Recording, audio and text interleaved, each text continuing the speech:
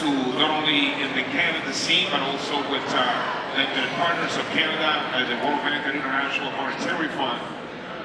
So coming from that banking industry background, beyond just being a big employer, what can the major Canadian banks do to foster a more resilient domestic economy, access to capital, those elements that are crucial primarily to small and medium enterprises? Please.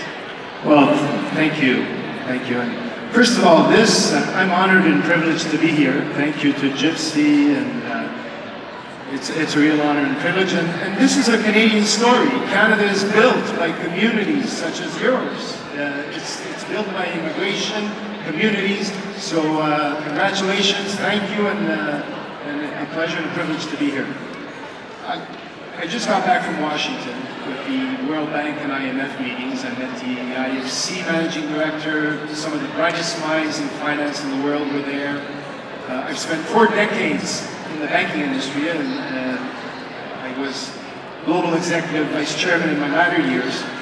I can talk a lot about numbers, but our great counselor, O'Neill King, talked about the numbers, how important immigration is, how important small business is. But I can tell you, community, culture, and compassion is what leads to prosperity and resilience. Now we can talk, what should the banks do? The banks should set up pools. I mean, we have Canada's largest bank that almost makes $20 billion a year now. Banks are not venture capitalists. They should have set up pools of capital for startups, for multicultural communities, and manage those pools accordingly.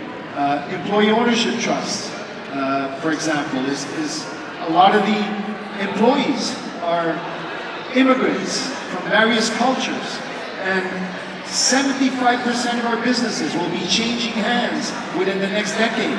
So important to set up financial structures, financial programs where entrepreneurs can sell to their employees, therefore reducing the gap between the very wealthy and the working. Because the return on capital has been up here since the Second World War.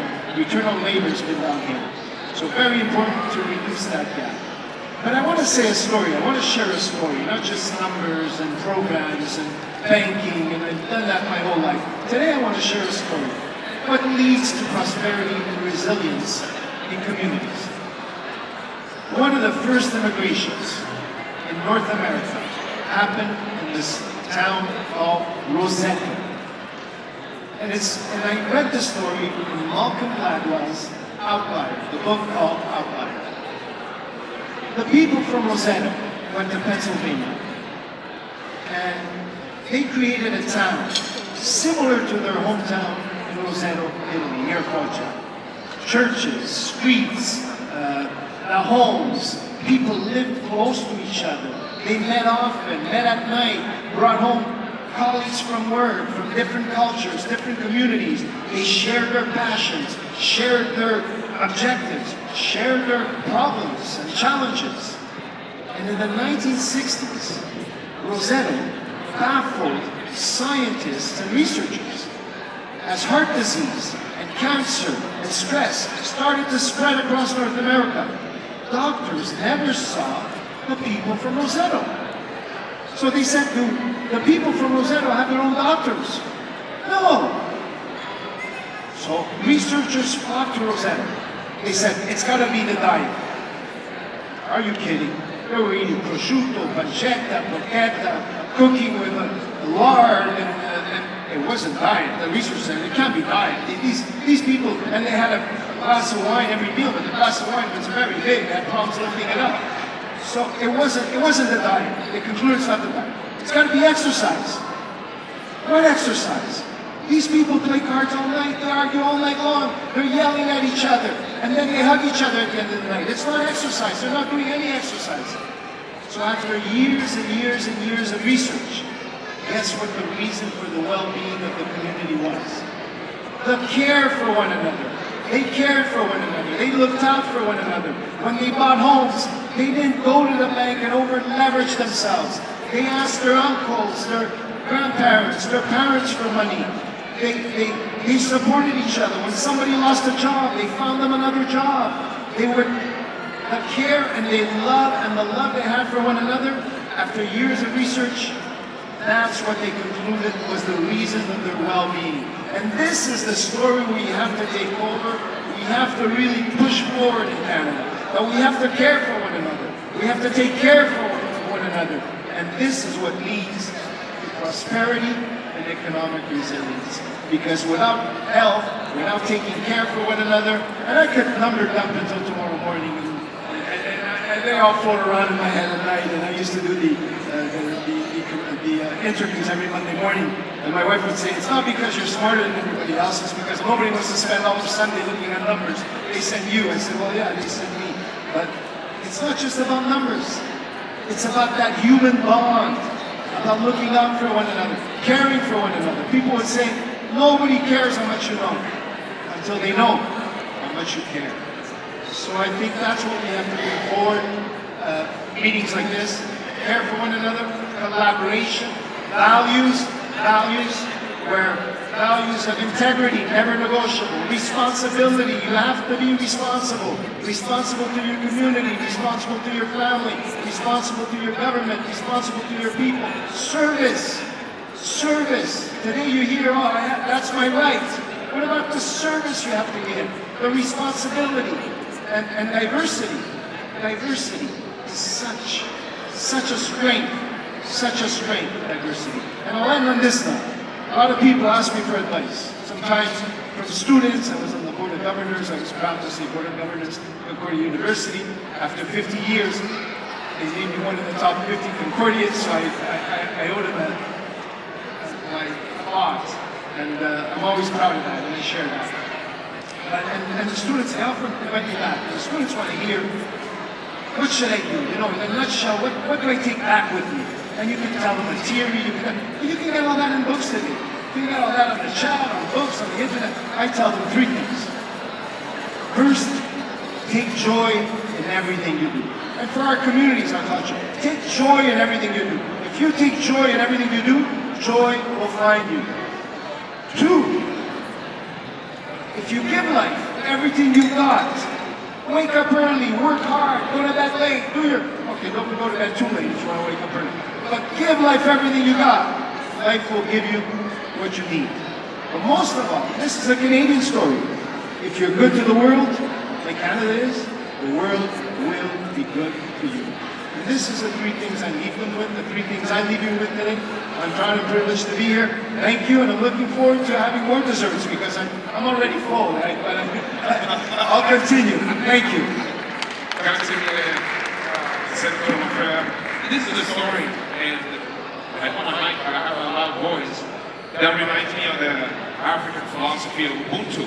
I am because we are. And C is universal, whether it's an Italian community in Pennsylvania, and I'm sure a lot of participants here, attendees, can reflect on that experiment in Philadelphia and really care for one another. And we see that for many of us, our panelists, for sure. Yes, I crafted some questions here, but you can certainly digress. Tell those stories that we hope find very, common ground in our attendees today. I'm talking about economic resilience. Obviously, at the core of that is our cities, our municipalities, where people find themselves. They call Ottawa home, and they start to make those initial steps to hopefully have the same experience as the one in Roseto, Philadelphia. On that note, Rawson as a city councilor, serving on council, but also bringing that entrepreneurial experience before joining the Ottawa City Council. In your opinion, how Canadian cities can foster a favorable, conducive opportunity for newcomers, folks new to Ottawa, whether coming from overseas or not, that they can really thrive, say, in Ottawa, for example? Well, thank you so much for the question. I think it's an important one. I think we just heard from the Senator, firstly, we need to have the environment that encourages people to participate. And I think that that's what defines Canada, that we are a caring community, that we want to ensure that we not only attract people with talent, which we do, which is what I was trying to say in my opening remarks. I think that we have so many talented people and we see them here with us in the room. But the most important element, I think, for government, whether it's municipal, whether it's provincial, whether it's federal, is ensuring that we connect that talent with the tools and frankly the technology to thrive. And so that's what I see in my job all the time. I hear from newcomers, I hear from immigrants who have a tremendous amount of experience, who want to translate those experiences that they've had in their home countries here. And so I think it's really incumbent upon us to ensure that we provide the tools to those residents, especially around small businesses. And you're right, in a previous life I was an entrepreneur. And so it's very important that we ensure that new immigrants, that newcomers have access to tools so that they can be successful in their entrepreneurial journey. And I'm really pleased that our government, along with others working together, are trying to provide those tools. I think of just last week at Bayview Yards, where we have Invest Ottawa, the city's economic agency that provides all sorts of free tools to people who want to set up businesses. And there was a small business summit there just over the past week, and we had more than hundreds and hundreds of people attending, hearing how they can take advantage of tools, how they can start to access capital, how they can access technology to be successful. And I think that's the key. We need to ensure that we continue to make these investments in our people, that we teach them and provide them with the tools so that they can set up businesses, so that they can also learn from their peers, so that we set up peer networking, so that they can learn from other successful entrepreneurs, so that they connect to our business improvement areas. We have several across the city that are promoting small business, so I think that's important.